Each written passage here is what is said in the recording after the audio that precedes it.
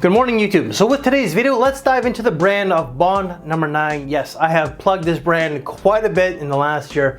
It's a brand that I love, and this is a fragrance that really has not gotten a lot of talk about in the community. The official Bond channel itself, including Christian from Best Brand Perfumes, did a review. But today we're going to be talking about Bond Number 9's new Bond spray. So this will be a travel spray review. I ended up getting this travel spray from fragrancenet.com. So this scent was actually launched in 2018 and is classed as an Oriental Vanilla. Note breakdown: according to Fragrantica, top note is going to be lily of the valley, bergamot, and pepper, with the mid being chestnut, cacao, and coffee. And the base is going to be vanilla, sandalwood, leatherwood, and patchouli. So what do I get out of this scent here? In the opening, this opens up with a little bit of pepper. Not a whole lot. I do not get the bergamot, and I most certainly do not get the lily of the valley. However, on this thing here, I do get lily of the valley. And lily of the valley is the only floral component to this scent, but on the test strip, I get it, but on my skin, I don't. It's mostly cacao, chestnut, and coffee, and throw in a little bit of that sandalwood and vanilla as well. The most prominent note, however, is going to be vanilla, but also that chestnut. This fragrance does remind me of one other fragrance in some ways, with the vanilla and that smoky, roasted chestnut type of feel. And that is By the Fireplace by Maison Martin Margiela.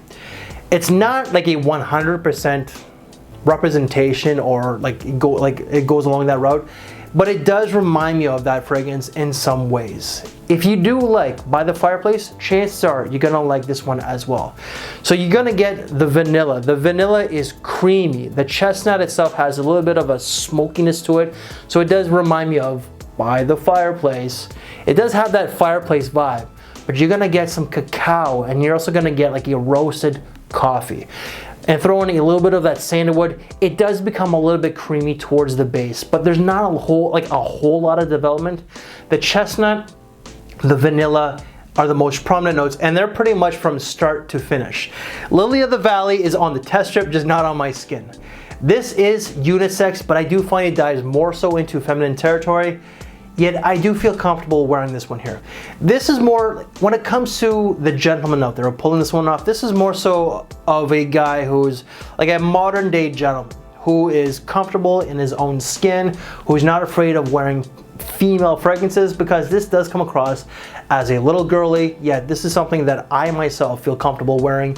And that really does say a lot, because I'm not really into a lot of these feminine fragrances. This is very much like all the other Bond unisex fragrances, how the unisex fragrances kind of like dive a little bit more so towards the feminine side than the masculine side. So seasons, this is best suited for fall, but more so wintertime occasion.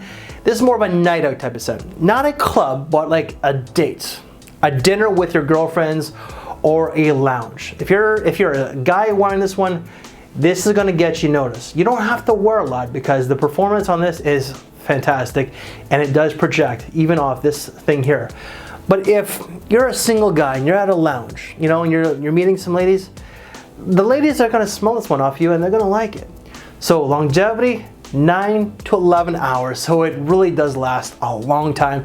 It's pretty much beast mode. Once it hits 10 hours, for me, it's beast mode. And projection is more so on the moderate side, but with a bottle, this will be quite heavy. Prices for this one here, I've seen a 50 ml on FragranceNet at this time for $130 USD, but I have seen them on average anywhere from $130 to $150 USD on FragranceNet, FragranceX, and right now on FragranceNet, they're on clearance, so by the time that this video goes up, it might be a little bit more, but I'm thinking about getting a bottle myself. Wife's thoughts on this one: wife gets the nutty vibe, the vanilla, and she also most certainly gets the coffee and sandalwood. Wife does like it quite a bit. Yeah, she does think that this is a little bit more girly than masculine, and she does find it sexy. So my final thoughts of Bond Number 9, new Bond spray. This is most certainly a very sexy, sensuous scent. If you are into gourmands, this is one you're most certainly going to want to look into.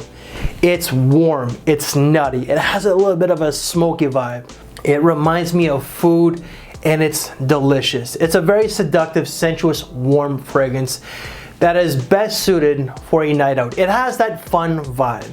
I find it has a little bit more of a youthful vibe, so I'm thinking like 35 and under. I think that this would be best suited for a young woman in her 20s who just has that fun vibe, who's carefree, free-spirited, and just wants to do what she wants to do. You know, I think that this is a great representation of that. And what this is supposed to represent itself, the flagship store, the boutique on Bond Street itself, over the 20 years, and this is supposed to be like an anniversary release or something like that.